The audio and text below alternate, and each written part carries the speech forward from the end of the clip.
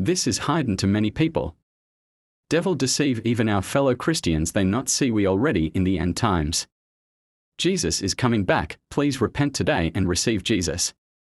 Matthew 24 verses 36 to 44. But concerning that day and hour no one knows. Not even the angels of heaven. Nor the Son, but the Father only. For as were the days of Noah, so will be the coming of the Son of Man. For as in those days, before the flood, they were eating and drinking, marrying and giving in marriage, until the day when Noah entered the ark. And they were unaware until the flood came and swept them all away. So will be the coming of the Son of Man. Then 2 men will be in the field. One will be taken and one left. 2 women will be grinding at the mill. One will be taken and one left. Therefore, stay awake, for you do not know on what day your Lord is coming.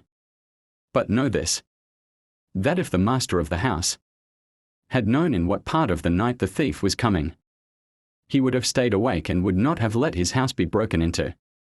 Therefore you also must be ready. For the Son of Man is coming at an hour you do not expect. Read more.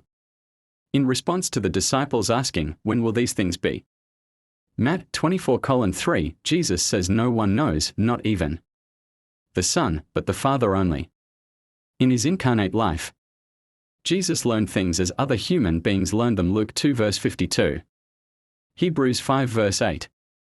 On the other hand, Jesus was also fully God, and as God, he had infinite knowledge. John 2 verse 25. 16:30. 21:17. Here he is apparently speaking in terms of his human nature. This is similar to other statements about Jesus which could be true of his human nature only, and not of his divine nature. He grew and became strong, Luke 2 verse 40.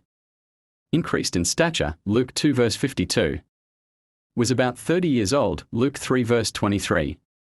Was weary, John 4 verse 6. Was thirsty, John 19 verse 28. Was hungry, Matt 4:2. Was crucified, 1 Corinthians 2 verse 8. Taking account of these verses, together with many verses that affirm Christ's deity, the Council of Chalcedon in AD 451 affirmed that Christ was perfect in Godhead, and also perfect in manhood, truly God and truly man. Yet it also affirmed that Jesus was one person and one subsistence.